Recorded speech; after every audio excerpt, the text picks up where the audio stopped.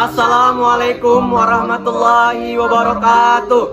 Kami dari kelompok 3 RBL Fisika Dasar 2 TPB 54 akan menjelaskan mengenai penerapan motor listrik sederhana pada kumparan kawat sinergi.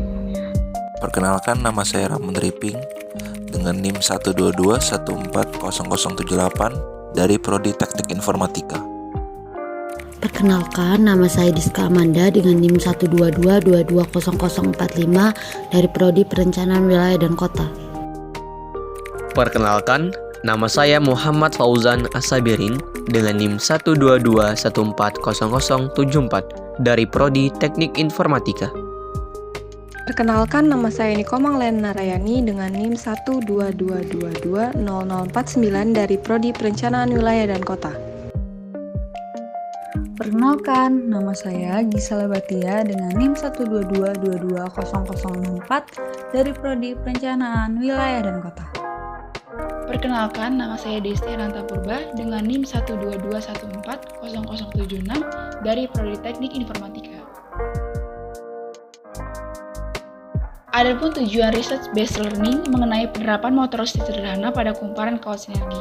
Yang pertama adalah memahami prinsip kerja dari motor listrik sederhana dengan menggunakan persamaan gaya Lorentz. Yang kedua, mengetahui adanya daerah yang dialiri arus listrik. Yang ketiga, menentukan pengaruh listrik dan jumlah lilitan terhadap karakteristik motor listrik sederhana. Pengertian motor listrik sederhana. Motor listrik sederhana adalah sebuah kumparan yang dipasang dalam daerah yang mengandung medan magnet yang berasal dari sebuah magnet silindris di bawah kumparan. Pada prinsipnya, motor listrik memiliki kumparan dalam medan magnet tetap.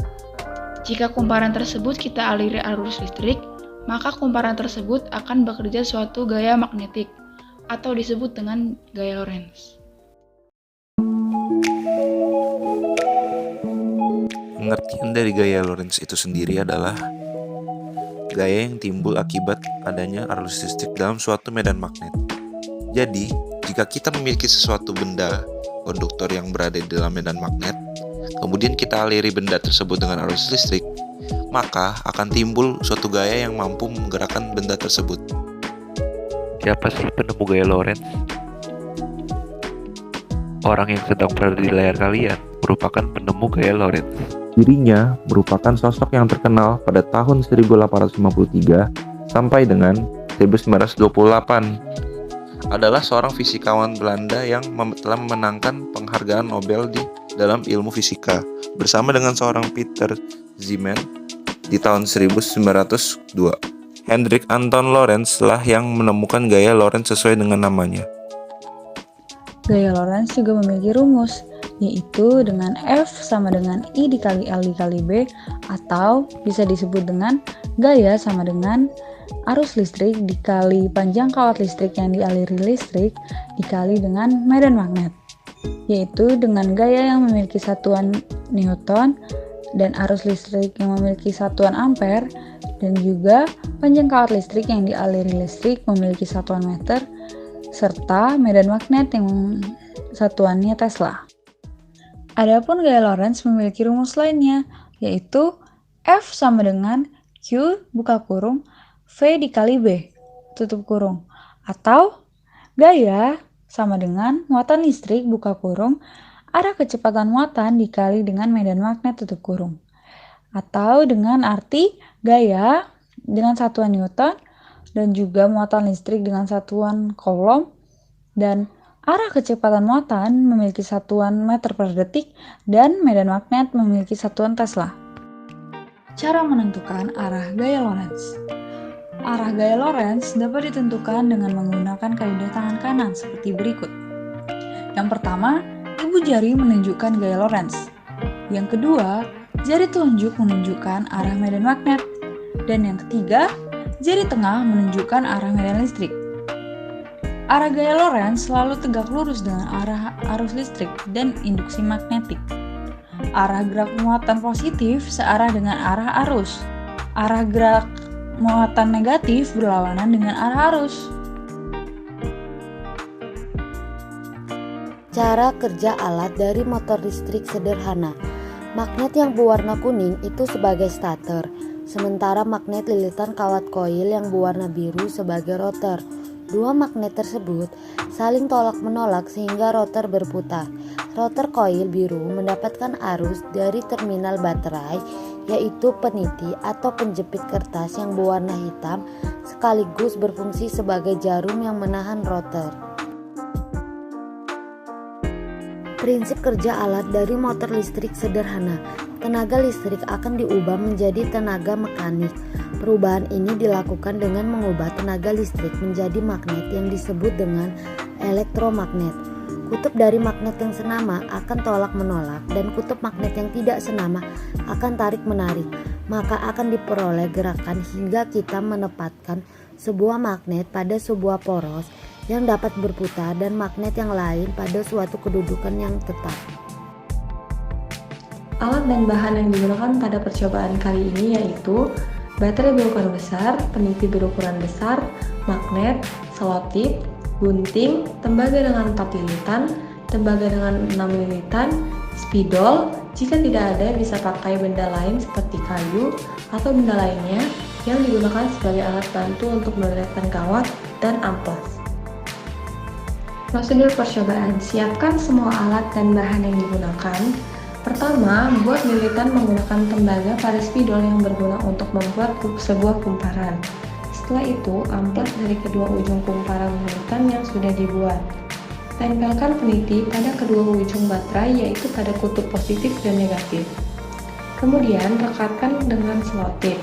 Pastikan selotip menempel dengan kencang pada batu baterai. Letakkan kumparan yang sudah dibuat pada lubang peniti. Lalu, tetapkan magnet pada bawah kumparan. Berikan gangguan sedikit pada kumparan dengan menggunakan gerakan tangan, dan kumparan akan bergerak berputar dengan sendirinya.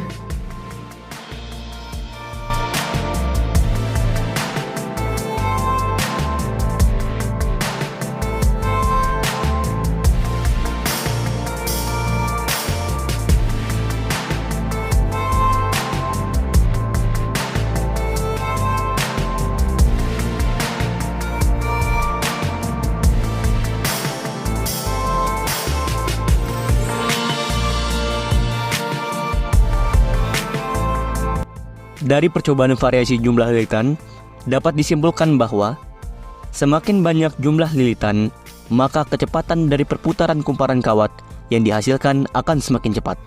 Namun, pada percobaan ini, didapatkan hasilnya yang berbanding terbalik, yaitu kumparan kawat dengan jumlah 4 lilitan lebih cepat perputarannya dibandingkan dengan kumparan kawat dengan jumlah 6 lilitan yang cenderung lebih pelan. Hal tersebut diperkirakan karena sisa daya dari baterai yang kami gunakan tidak cukup untuk membuat perputarannya lebih cepat, dan juga kurangnya kuat medan magnet yang dihasilkan dari magnet.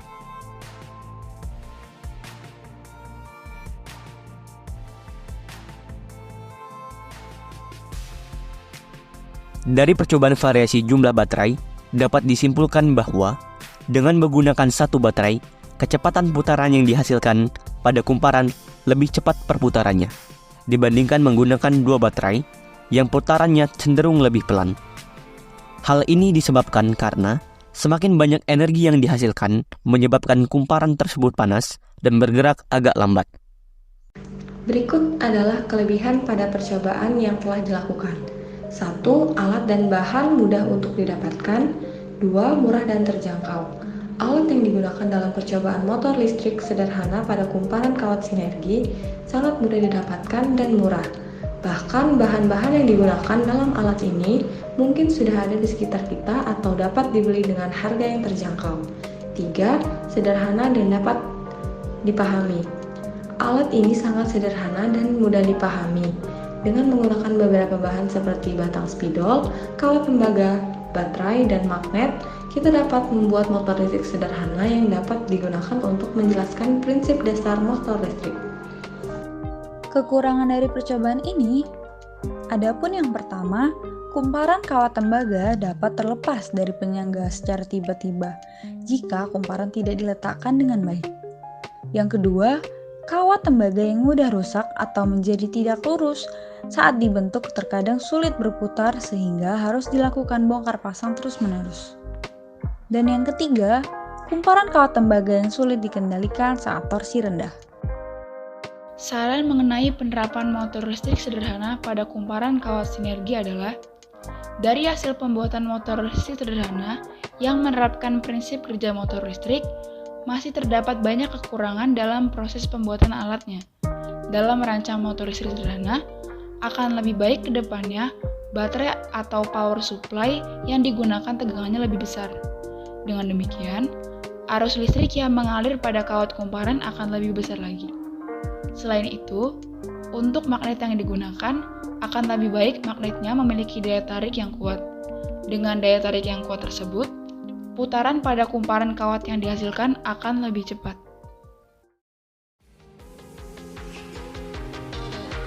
Sekian penjelasan dari kelompok kami ucapkan terima kasih. Wassalamualaikum warahmatullahi wabarakatuh.